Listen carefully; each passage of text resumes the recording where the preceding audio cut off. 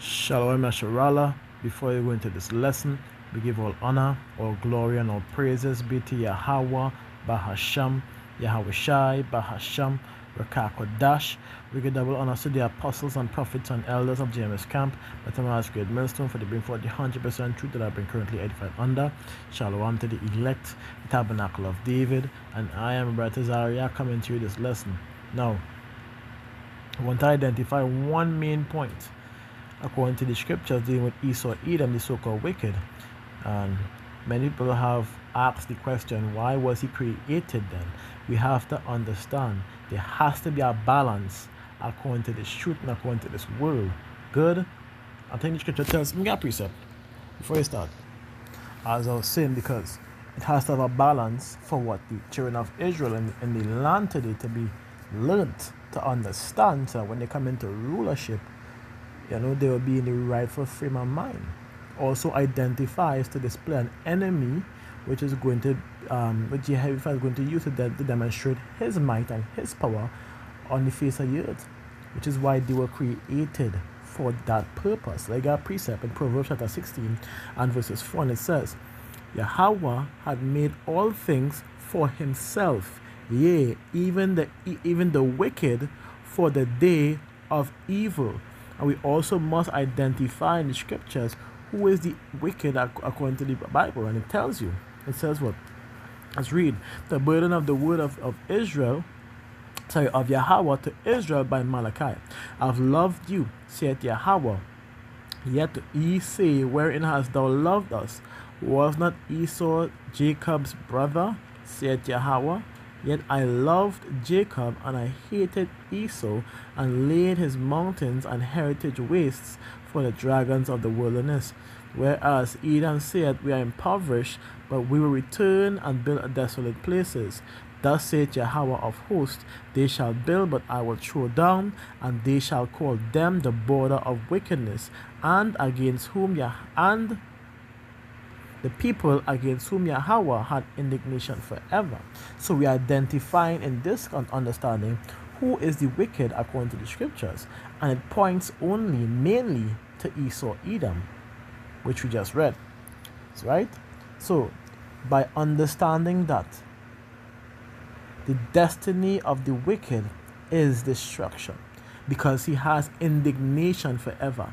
And if the Father has indignation against someone or against a nation, his very next move would be to build them up to destroy them. It has been happening even in time with Egypt and other nations. Many people were built up to be put down so that the Father could demonstrate his power on the earth. Alright? This is a understand. Has happened time and time again, and people may see this as something evil, something wicked, but scripture tells you before I get this precept, the Bible tells you in Isaiah chapter 45 and verse 7, let's read. It says, I form light and I create darkness, I make peace and I create evil. I, Yahweh, done all these things. Like I said, it's for a balance. That is just say what? Oh gosh. Let's get that precept. I believe is. Let's type in balance. I believe is in the Old Testament. I believe balance. So bear with me. A false balance is abomination to Yahweh, but the just weight is his delight. So hence the reason why there is what? Good against evil. Like that precept. Against evil. Let's read that. It was created that way. Let's read Sirach chapter 33 and verse 14. It says what? Good is set against evil, and life against death, and so is the godly against the sinners, and the sinners against the godly. If there's any more to add to it, let me see. Right, so that's why that's part of the balance in this world. Also part of showing us how we're supposed to have the understanding as to what judgment to display and how to rule.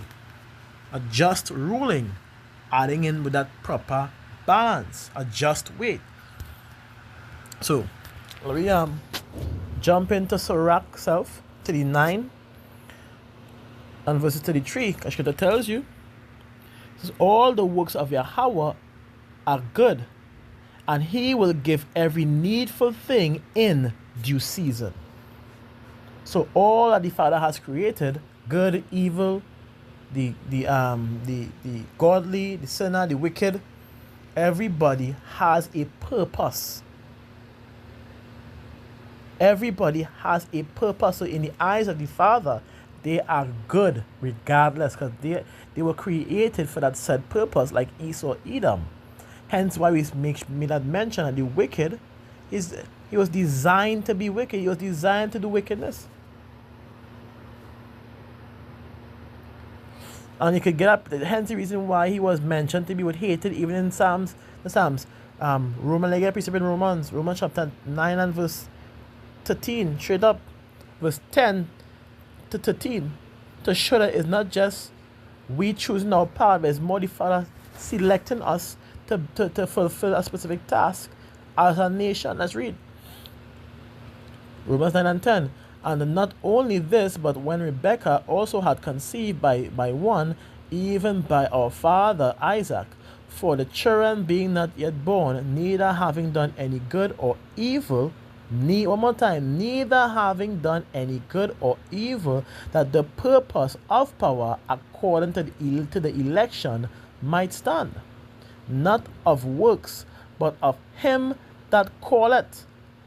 It was said unto her, the elder shall serve the younger, as it is written, Jacob have I loved, and Esau have I hated.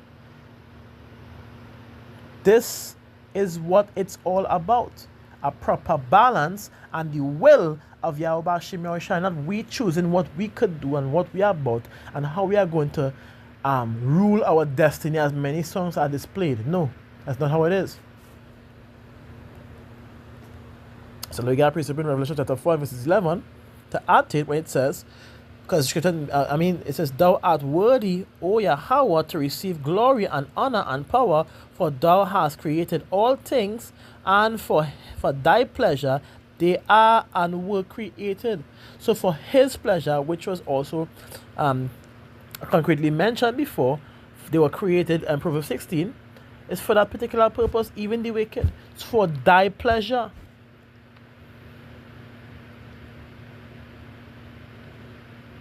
This is why it was mentioned very strongly in Romans chapter 9, the vessels of honor and the vessels of wrath for destruction, which we know, one being Esau, Edom, and one being Jacob. Simple. Let's read that again. Let's read that, because we did that in the last lesson, so let's do it again. Romans 9 and verse 22 to 23.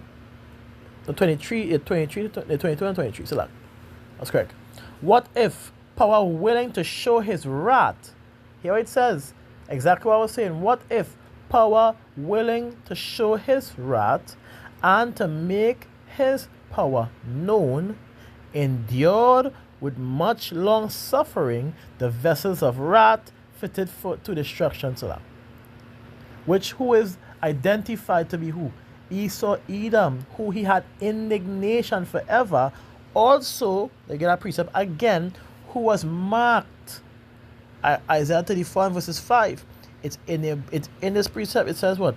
For my sword shall be bathed in heaven. Behold, it shall come down upon Idumea and upon the people of my curse to judgment. NLT. And when the sword is finished, it will work when my sword has finished, it will work in the heavens. So wow. So that. Isaiah 34 verses 5. And when my sword has finished its work in the heavens, it will fall upon Edom, the nation I have marked for destruction. The vessels, they are the vessels of wrath fitted for destruction, because they are these destined for that destruction. Let's get that precept again. Let's read Romans 9 and verses 22 in the NLT as well.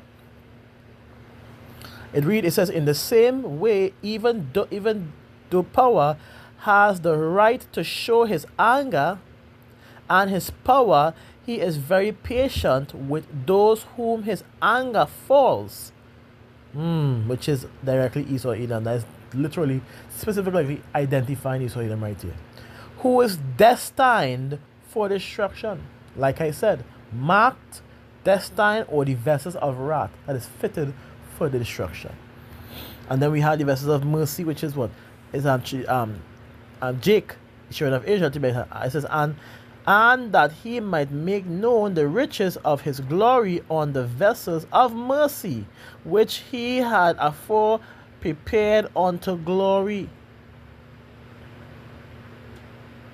Not you can't get around that. So you see how the wicked, according to the scriptures, their ends because what they were designed. They were designed to be wicked, to do wickedly.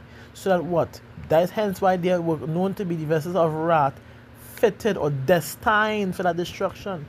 It was only for them to be here for a while to display the wickedness on the earth, also to be thy sword, because the Bible clearly identifies that. Let's get a precept, which is thy sword.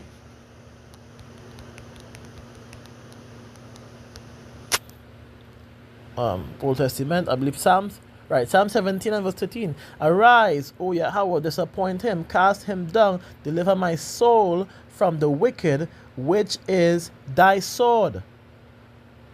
Hence why Bible say that they are hard, they are hard. Either Esau is hardened. They are fully well hardened in their ways. They can't change what they are. The nature of Esau Edom will remain said that because it is how to put it. It is how the story is written by the Father so that he could display his judgment on them. So they will never be able to stop doing wickedness. We got a precept in Proverbs one time to continue it. Chapter 21 and verses 1. It says what? The king's heart is in the hand of Yahweh, as the rivers of water. He turneth it whithersoever he will. And who is the kings of the earth today? Esau Edom. They are literally, at the end of the day, there's nothing anybody outside of, there's nothing anybody could do, because no other is outside of the realm of Yahweh, Bahashim Yahushai. So people may think that they have free will, they may think that they're doing something different, but that's not the case. Hence the reason why it says in what Daniel that what the wicked. Let me get a precept. Let me not butcher. Let the precept read it. Read now. Let me read it. Many shall be purified and made white and tried, but the wicked. Here's the point. We identify who's wicked already.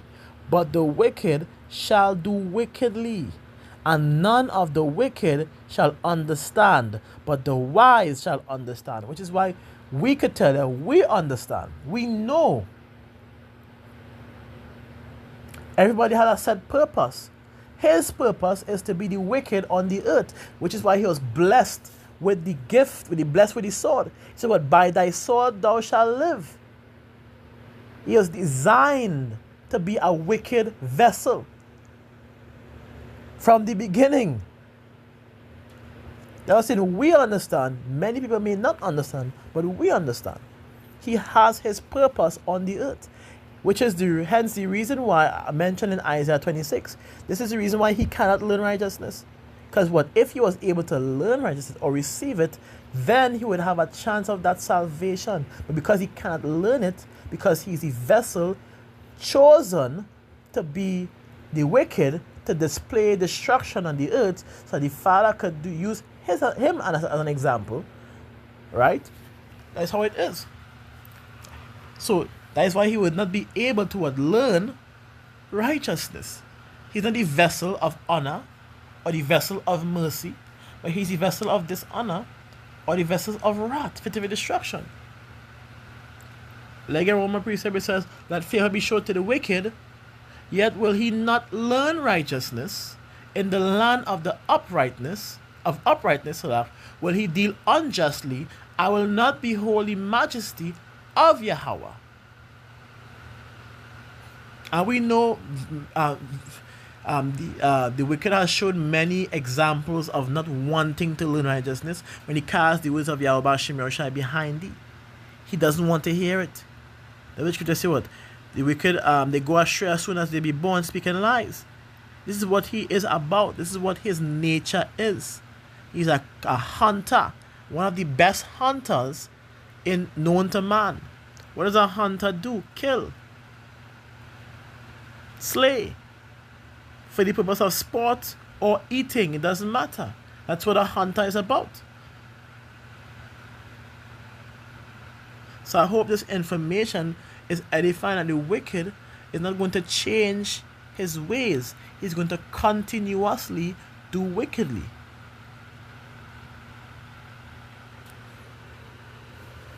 So, Shalom Yasharala, Kal Halalyam, Yahweh, Bahasham, Yahushai, Bahasham, Rakakwadash. We get double all see the apostles and prophets and elders of James Camp, but to great minister for the before the 100% truth that I be currently edified under. Shalom to the elect, the tabernacle of David, and I am a brother to Zariach saying to you, Shalom.